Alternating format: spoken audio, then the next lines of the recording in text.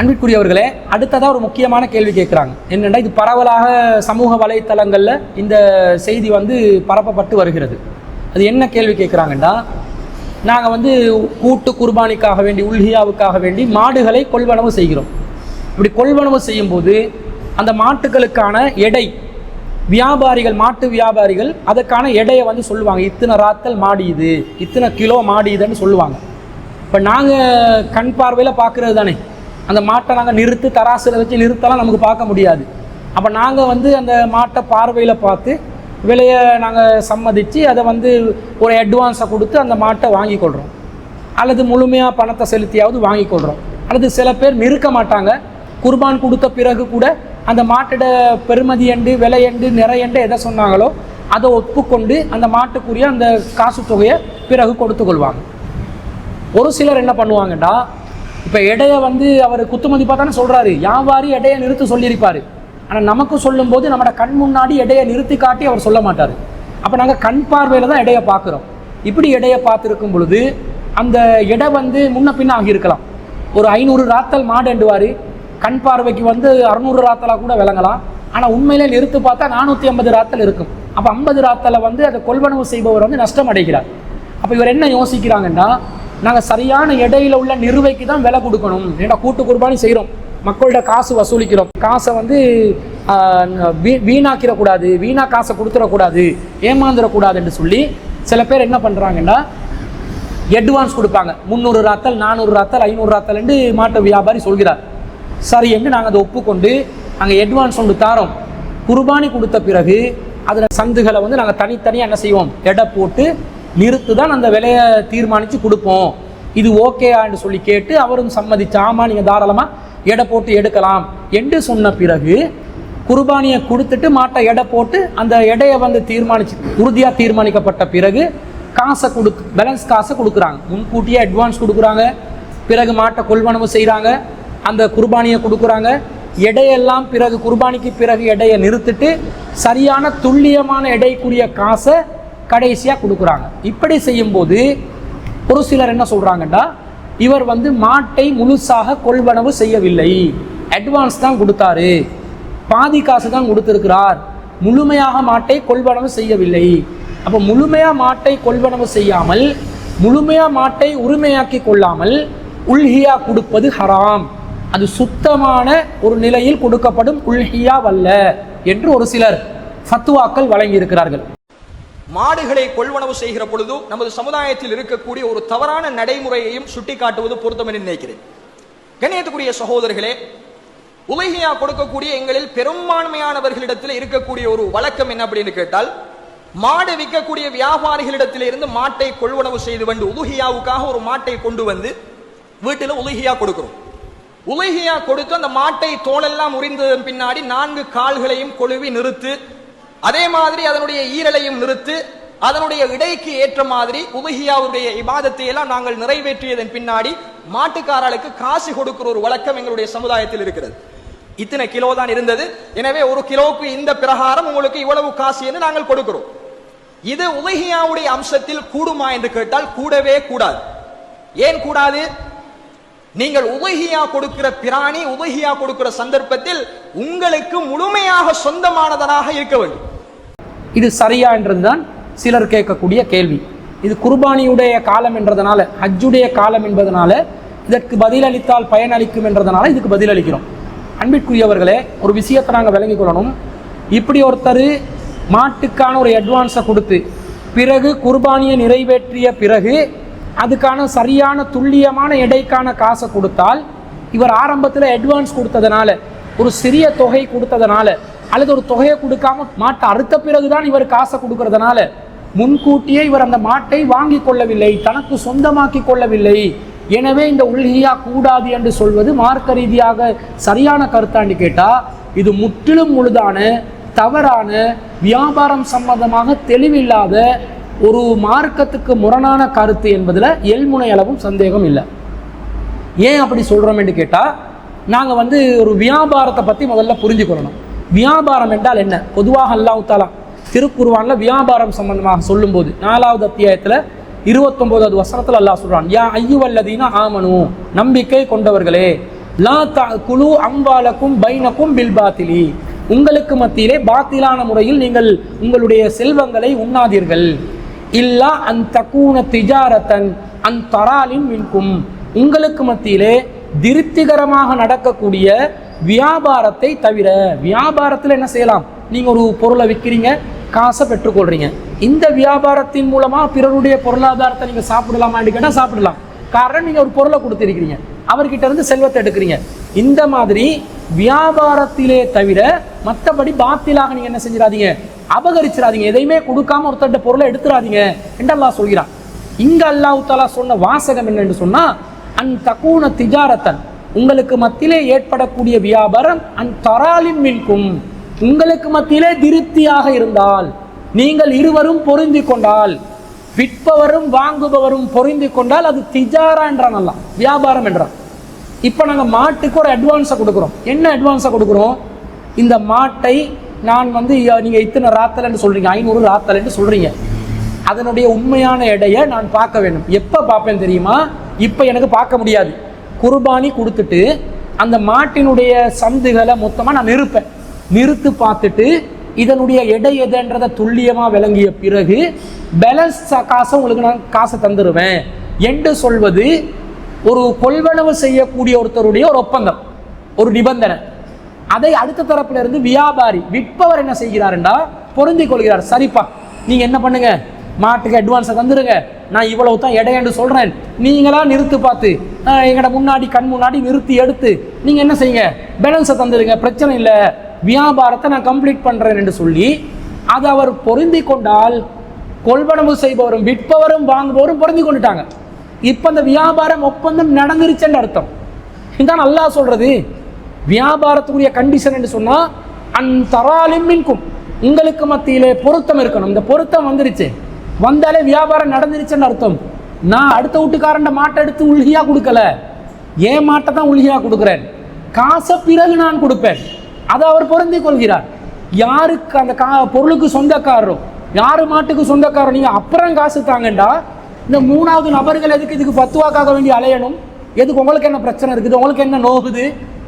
அவர் மாட்டு வியாபாரி சொல்றாரு, எனக்கு பரவாயில்லை, நான் புறவு காசு எடுத்துக்கொள்றேன், அட்வான்ஸே தர தேவையில்லப்பா, நீங்க தாராளமா நிறுத்திட்டு கடைசியா எனக்கு காசு தாங்கன்றாரு.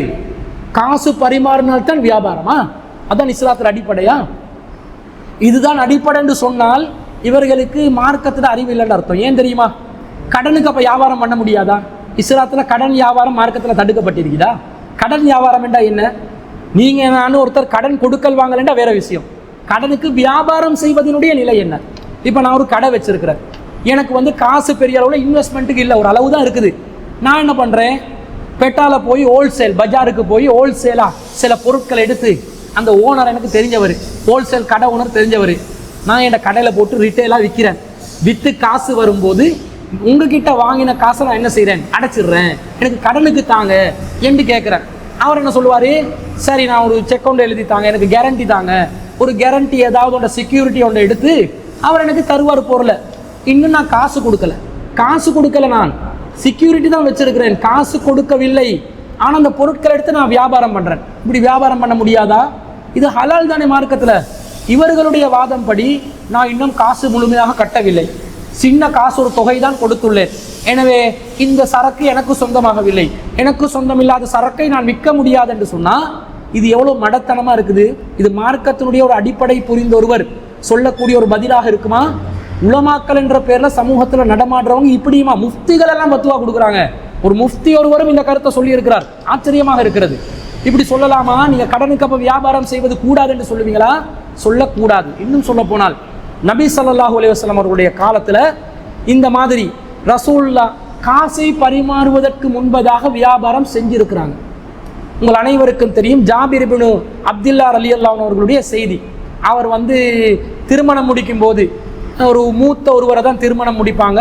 குழந்தைகளை பராமரிக்கக்கூடிய பக்குவம் அடைஞ்ச ஒரு பெண்ணை தான் திருமணம் முடிப்பாங்க. அப்போ அந்த பேச்சுவார்த்தை சம்பந்தமான ஒரு செய்தி வரும். ஒரு பயணத்தில் ரசூல் ஸல்லல்லாஹு அலைஹி வஸல்லம் அவங்களோட திரும்பும் பொழுது ஜாபிர் ரலியல்லாஹு ஒட்டகம் அது ரொம்ப மெதுவாக நடந்து கொண்டிருக்கும். அது வந்து நடந்து செல்லும் போது பின்னடைவாக இருக்கும், அந்த வேகம் குறைவாக இருக்கும்.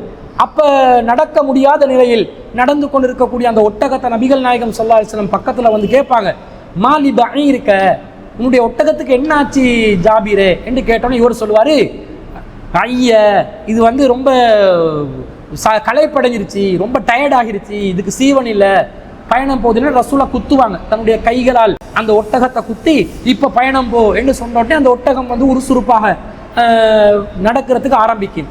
அந்த நேரத்தில் நபி ஸல்லல்லாஹு அலைஹி வஸல்லம் இவரை பத்தி பேசுவாங்க, கைஃப தரா பஈரக, உங்களோட ஒட்டகம் இப்ப எப்படி வேகமா போகுதான்னு கேட்கும்போது அவர் சொல்றார், பி ஹைரின், அது நல்லா ஓடுது, கது அசாபத்துக்க பரக்கத்துக்க, நீங்க இப்ப பரக்கத்தை நீங்க பரக்கத்தோட ஏற்படுத்தினீங்களே, அதை நடந்து போக சொல்லி அல்லாஹ்விடம் வேண்டினீங்களே, அதனால அந்த பரக்கத்தால அது வேகமா பயணிக்கிறது அப்படின்னு சொல்லும் போது ரசூலா கேட்பாங்க, அதை நீங்க எனக்கு விற்கிறீங்களா அப்படின்னு கேட்பாங்க. அப்ப இவருக்கு வந்து ஒரே ஒரு ஒட்டகம் தான் இருக்கும், பெரிய வசதி படைச்சவர் இல்லை.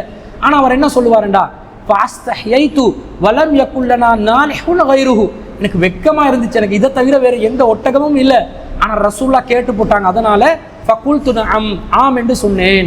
அப்ப நபி ஸல்லல்லாஹு அலைஹி வஸல்லம் அவங்க சொல்லுவாங்க, ஃபபிஅனிஹி, அதை எனக்கு வித்துருங்க, ஃபபிஅதுஹு இய்யாஹு, ஆனா அல்லாஹ்வின் தூதர் நான் அதை உங்களுக்கு வித்துறேன், ஆனா ஒரு கண்டிஷன், அலா அன்னலி ஃபகார லஹரிஹி அத்தா அபுலுகல் மதீனா, நான் மதீனாவுக்கு வரும் வரைக்கும் எனக்கு அதுல பயணம் உண்டு வேணும். ஏன்னா இப்ப நான் உங்களோட கைக்கு தந்துட்டேன்னு வைங்க, நான் வந்து நடந்து போக வேண்டி வரும் மதீனாக்கு, அதனால மதீனாவுக்கு வரும் வரைக்கும் நான் அந்த ஒட்டகத்துல தான் சவாரி செய்வேன். அப்ப எனக்கு அந்த கண்டிஷன்ல நான் உங்களுக்கு விற்கிறேன் என்றாங்க. இப்ப விஷயத்தை பாருங்க, ரசூலா என்ன சொல்றாங்க, ஃபபிஅனிஹி, அதை எனக்கு வித்துருங்கன்றாங்க. அவர் சொல்கிறார், ஃபபிஅதுஹு, நான் வித்துட்டேன் என்றாங்க. ஜாபிர் இப்னு அப்துல்லா ரலியல்லாஹு அன்ஹு அவர்களுடைய ஒட்டகம் அந்த பயணத்திலேயே விற்கப்பட்டு விட்டது. ஆனா அந்த ஒட்டகம் ரசூலுல்லாஹ்வுடைய கைக்கு போச்சா? இல்ல. ஜாபிர் ரலியல்லாஹு அன்ஹு சொல்றாங்க, நான் மதீனாவுக்கு வரும் வரைக்கும் வெயிட் பண்ணணும் என்று. அதே மாதிரி ரசூல் ஸல்லல்லாஹு அலைஹி வஸல்லம் காசு உடனே கொடுத்தாங்களா? இல்ல. ரசூல் ஸல்லல்லாஹு அலைஹி வஸல்லம் மதீனாவுக்கு போயிட்டு தான் காசை கொடுப்பாங்க. அப்ப மதீனாவுக்கு போகும் வரைக்கும் அந்த ஒட்டகம் ஜாபிர் ரலியல்லாஹு அன்ஹு கையில இருந்து ரசூல்லா கிட்ட போகவும் இல்லை, ரசூல்லாவிடமிருந்து அதற்கான காசு ஜாபிர் ரலியல்லாஹு அன்ஹுக்கு வரவும் இல்லை. ஆனால் ரசூல்லாவுக்கு அந்த ஒட்டகத்தை வித்ததாகவும் ரசூல்லா அந்த ஒட்டகத்தை வாங்கினதாகவும் இந்த செய்தி சொல்லுதா இல்லையா? அப்ப இதுல இருந்து என்ன அர்த்தம்? இந்த செய்தியிலே தொடர்ச்சியாக வரும், ஜாபிர் ரலியல்லாஹு அன்ஹு மதீனாக்கு போறதுக்கு முன்னாடியே ரசூலா மதீனால இருப்பாங்க, ஜாபிர் ரலியல்லாஹு அன்ஹு வருவாங்க, ரசூலா அந்த ஒட்டகத்துக்குரிய காசையும் கொடுத்து அல்லாஹ்வின் தூதர் ஜாபிர் ரலியல்லாஹு அன்ஹு மீது கருணை புரிந்து அந்த ஒட்டகத்தையும் திருப்பி கொடுப்பாங்கன்னு வரும். ஆனா என்ன சமாச்சாரம்? இந்த செய்தியில ஒட்டகம் பரிமாறுவதற்கு முன்பதாக, கைமாற்றப்படுவதற்கு முன்பதாக, காசு பணம் கைமாற்றப்படுவதற்கு முன்பதாக வியாபாரம் நடந்ததா இல்லையா? நடந்துச்சே. காசு கொடுத்தால் தான் வியாபாரம் என்று சொல்றவங்க இந்த ஹதீஸுக்கு என்ன பதில் சொல்லுவீங்க? இந்த ஹதீஸு புகாரியிலே 2967வது செய்தியாக தெளிவாக பதிவு செய்யப்பட்டிருக்குது. அப்ப என்ன அடிப்படைன்னு சொன்னா, தாராளமாக எங்களுக்கு என்ன செய்யலாம், ஒரு வியாபாரத்தை பேச்சுவார்த்தையில வித்து போட்டுடலாம். பொருள் காசு கன்சிடரேஷன் என்றது பிறகு என்ன செய்யலாம், கை மாறலாம். கடனுக்கு வியாபாரம் நடக்கலாம், பொட்கேஷுக்கும் வியாபாரம் நடக்கலாம், கேஷ் இன் ஹேண்டுக்கும் நடக்கலாம். அது அவரவர்களுடைய விருப்பத்தில் பர்ச்சேசிங் பண்றவங்க செலர் பயருடைய விருப்பத்தில் நடக்கிற உண்டு. அதே போல புகாரில 2239வது செய்தியில ரசூல் ஸல்லல்லாஹு அலைஹி வஸல்லம் அவர்கள் சலஃப் என்ற ஒரு வியாபார முறையை அனுமதிக்கிறாங்க. சலஃப் என்று சொன்னால் அட்வான்ஸ் பேமெண்ட் பண்ணி வியாபாரம் செய்யறது. அந்த அட்வான்ஸ் பேமெண்ட் பண்ணி செய்யற வியாபாரத்தை ரசூலுல்லாஹ்வுடைய காலத்துல சஹாபாக்கள் எப்படி செஞ்சு கொண்டிருந்தாங்கன்னு சொன்னா, அந்த செய்தியில வருது, கதிமன் நபியு ஸல்லல்லாஹு அலைஹி வஸல்லம் அல் மதீனத்தை, ரசூலா மதீனாக்கு வந்தாங்க. வஹும் யுஸ்ரிஃபூன பித்தமரி சனத்தைனி வஸலாஸ, அவர்கள் 2 வருடங்கள் என்ற விதத்தில் 3 வருடங்கள் என்ற விதத்தில் பேரித்த மரங்களுக்காக முற்பணம் கொடுத்து அட்வான்ஸ் கொடுத்து வியாபாரம் செய்து வந்தார்கள். அதாவது ஒரு மரத்தை காட்டுவாங்க, இந்த மரத்தை காட்டி 2 வருஷத்துல இந்த மரம் எனக்குரியது, இந்த மரத்துல 2 வருஷத்துல வரக்கூடிய விளைச்சலுக்கு எனக்குரியது, அந்த மரம் அந்த விளைச்சல் எனக்குரியது, ஏன்னா அட்வான்ஸ் என்று காசு கொடுத்துருவாங்க. அட்வான்ஸ்ண்டா காசுல பாதி இல்லை, மொத்த காசையும் கொடுத்துருவாங்க. ஆனா விளைச்சல் எவ்வளவு தீர்மானிக்காமலே கொடுத்துருவாங்க, அட்வான்ஸ் கொடுத்துருவாங்க. 2 வருஷத்துல எனக்கு கிடைக்கிற விளைச்சல், 3 வருடங்கள பேரிச்ச மரத்துல எனக்கு கிடைக்கிற விளைச்சல் என்று கொடுப்பாங்க. இதை நபி ஸல்லல்லாஹு அலைஹி வஸல்லம் என்ன சொல்றாங்கன்னா, மன் அஸ்லஃப ஃபீ ஷைஇன், யாராவது ஒருவர் முன்கூட்டி முற்பணம் செலுத்தி வியாபாரம் செய்வதாக இருந்தால், ஃபஃபி கைலின் மஅலூம், அவர் அறியப்பட்ட எடைக்காக வேண்டி முற்பணம் செலுத்தட்டும். வ வஸ்ரின் மஅலூம், அவர் அறியப்பட்ட நிறுவைக்காக வேண்டி அவர் முற்பணம் செலுத்தட்டும். அதே போன்று இலா அஜலின் மாலூம், அறியப்பட்ட காலக்கெடுவுக்காக வேண்டி முற்பணம் வியாபாரத்தில் ஈடுபடட்டும் என்று நபி ஸல்லல்லாஹு அலைஹி வஸல்லம் அவங்க சொல்ற செய்தி இப்னு அப்பாஸ் ரலியல்லாஹு அன்ஹு அறிவிக்கிறாங்க. அதே போன்று புகாரில 2241வது செய்தியில கதிபன் நபி ஸல்லல்லாஹு அலைஹி வஸல்லம் ரசூலுல்லாஹ் மதீனாக்கு வந்தாங்க. வகால ஃபீ கைலின் மாலூம், அறியப்பட்ட எடைக்கு, வ வஸ்னின் மாலூம், அறியப்பட்ட அளவுக்கு, இலா அஜலின் மாலூம், அறியப்பட்ட ஒரு காலத்துக்கு தான் நீங்க முற்பணம் என்ன செய்யணும், வியாபாரம் செய்யணும். இப்போ மரத்தை காட்டி நீங்க வியாபாரம் செஞ்சா அந்த மரத்துல வர அறுவடை எவ்வளோன்னு தெரியாது. எத்தனை கிலோ பழம் வரும் என்று தெரியாமலே முற்பணம் கொடுக்காதீங்க. எத்தனை கிலோ பழம் என்றதை நீங்க அறிந்தீர்கள் என்று சொன்னா முற்பணம் கொடுத்து செய்வதில் தவறு இல்லை. எடையை அறிந்து கொள்ளுங்கள், அளவை அறிந்து கொள்ளுங்கள், காலக்கெடு எதென்றதை அறிந்து கொள்ளுங்க. இந்த மூன்றும் உங்களுக்கு அறியப்படுமையானால் சலஃபு முறையில் நீங்கள் வியாபாரம் செய்யலாம் என்று ரசூல் ஸல்லல்லாஹு அலைஹி வஸல்லம் அவர்கள் அறிந்திருக்கும் பொழுது எப்படி இது கூடாது, முற்பணம் செலுத்துறது கூடாது என்று எப்படி சொல்வார்கள்? இது மார்க்கம் சம்பந்தமாக ஒரு அறிவுள்ள ஒருவர் சொல்லக்கூடிய உண்டா? இப்னு அப்பாஸ் ரலியல்லாஹு அன்ஹு அவர்கள் ஒரு முறை சொல்கிறார்கள், இந்த முற்பணம் செலுத்தி செய்கிற வியாபாரம் இருக்குதே, பேரிச்சம் மரத்தில் உள்ள கனிகள்ல அதை உண்ணும் பக்குவம் பருவம் அடைகிற நேரத்தில் தான் அதுக்கு எடை போடணும். அதுக்கு முன்பதாக எடை போடும் வியாபாரத்தை ரசூலா தடுத்துட்டாங்க. அதுல கனிவை பார்க்கணும், எந்த அளவுக்கு கனிஞ்சு இருக்குது, சாப்பாட்டுக்குரிய அளவில் கனிந்திருந்தால் அப்போது முற்பணம் செலுத்துங்க என்று நபி ஸல்லல்லாஹு அலைஹி வஸல்லம் சொல்றதாக இப்னு அப்பாஸ் சொல்றாங்க. அப்படி சொல்லும் போது அப்போ ஒருத்தர் கேட்கிறாரு, நீங்க மரத்துல உள்ள கனிகளுக்கு எப்படி அப்பா எடை போடுவீங்க அப்படின்னு கேட்கிறாங்க. இப்ப கனிஞ்ச பிறகு தானே பழத்துக்கு எடை போட சொல்றீங்க. அப்ப மரத்துல தானே கனிகள் இருக்குது, கனிஞ்ச கனிகள் மரத்தில் இருக்கிறது, காய்களாக இல்லாமல் கனிகளாக இருக்கிறது. இந்த நேரத்துல நீங்க அதுக்கு எப்படி எடை போடுவீங்க, மரத்தை எப்படி நெருப்பீங்கன்னு கேட்கிறாங்க. அப்ப அதுக்கு இப்னு அப்பாஸ் ரலியல்லாஹு பக்கத்துல இருக்கிற ஒருத்தர் என்ன சொல்றாருன்னு சொன்னா, அதுக்கு நாங்க எப்படி எடை போடுவோம் என்று சொன்னா, நாங்க நம்முடைய பார்வையில, கண் பார்வையில தான், கண் பார்வையில் நாங்கள் எடை போடுவோம், கண் பார்வையில எடையை போடுவோம் என்றாங்க. அப்ப எடை என்பது 100% துல்லியமாக அறிந்து தெரிந்த பிறகுதான் எடை போடணும் என்றது இல்லை. அது ஒரு குத்து மதிப்பான எடையாக கூட போடலாம் என்று இந்த அபுல் ரஹ்மத்துல்லாஹி அலைஹி அவர்கள் அறிவிக்கக்கூடிய செய்தி புகாரில 2244வது செய்தியாக பதிவு செய்யப்பட்டிருக்கிறதுல இருந்து நாங்க பார்க்கிறோம். அப்ப என்னது, கண் பார்வையிலும் எடையை போடலாம். அது ஒவ்வொருத்தருடைய எக்ஸ்பீரியன்ஸ்ல, இது 400 ராத்தல் மாடா 200 ராத்தல் மாடா, ஒருத்தர் ஒரு மாடை காட்டி 300 ராத்தல் சொன்னாலும் அந்த வியாபாரத்தில் ஈடுபடுறவங்க அவங்க அனுபவத்தில் அவங்க தெரிந்து கொள்வார்கள், இதுல ஒரு 250 தான் இருக்கும் அப்படின்னு விளங்கி கொள்வாங்க. சரி 300 என்றார், இன்னொருத்தர் அவருக்கு விளங்குது 250 தான் இருக்குதுன்னு விளங்குது, வாங்குறவர் ஒப்புக்கொண்டா என்ன பிரச்சனை? அது துல்லியமாக எடை போட்டுத்தான் வாங்கணும் என்றதும் இல்லை. அப்ப எடை போடாமலும் வாங்கலாம், துல்லியமாக எடை போடாத நிலையும் கொள்வனவு செய்யலாம். துல்லியமா எடை போட்டு வாங்கணும் என்ற நிலைப்பாட்டுக்கு ஒருத்தர் வந்தாலும் அட்வான்ஸ் கொடுத்து பிறகு அந்த மீதி பணத்தை தாரேன் என்ற அடிப்படையிலும் உல்ஹியா மாட்டுக்காக வேண்டி, உல்ஹியாவுக்காக மட்டுமல்ல, எந்த நேரத்தில் மாடு ஆடு ஒட்டகம் எந்த வியாபாரம் செய்தாலும் இந்த அடிப்படையில் வியாபாரம் செய்யலாம் என்று இருக்கும் பொழுது முழுமையா காசு கொடுத்தா தான் அந்த மாடு சொந்தமாகும், முழுமையா சொந்தமாக்கினா தான் உல்ஹியா கொடுக்கணும் என்ற கருத்து குர்ஆன் ஹதீஸுக்கு முற்றிலும் முரணான, குர்ஆன் ஹதீஸுக்கு மாற்றமான ஒரு தவறான ஃபத்வா என்பதை நாங்கள் விளங்கிக் கொள்கிறோம். தற்போது அந்த விஷயம் சரியாகத்தான் நடைமுறையில் இருக்குது. சில பேர் அந்த கணிப்புல, கண் கணிப்புலே பார்த்து எடை போடுவாங்க, குத்து மதிப்பாகவே எடையை போட்டுக்கொள்வாங்க. சில பேர் நிறுத்து எடையை போடுவாங்க. பெரும்பாலும் மாட்டு வியாபாரிகள் அந்த மாடுகளை எடுத்து வரும்போது ஒவ்வொன்றா தனித்தனியாக நிறுத்து தான் கொண்டு வருவாங்க. இந்த மாடு இத்தனை எடையுடையதுன்னு எடுத்து வருவாங்க. நம்பிக்கை இல்லை என்று சொன்னா அறுத்த பிறகு எடையை துல்லியமாக அளந்துட்டு காசை கொடுக்கறதுல எந்த தப்பும் இல்லை. அது அவரவருடைய விருப்பத்தில் உள்ள ஒரு விஷயம். ஏமாந்து விடாம ஒருத்தர் செய்யணும் என்று நினைச்சா குர்பானை கொடுத்துட்டு தாராளமாக எடையை போட்டு காசை கொடுக்கலாம் என்பது மார்க்க ரீதியாக நமக்கு அனுமதிக்கப்பட்ட ஒரு செய்தி என்றதை நாங்கள் விலகிக் கொள்றோம். அது கூடாது என்று சொல்வதுதான் கூடாதே தவிர இது மார்க்கத்தில் அனுமதிக்கப்பட்ட ஒரு காரணம்.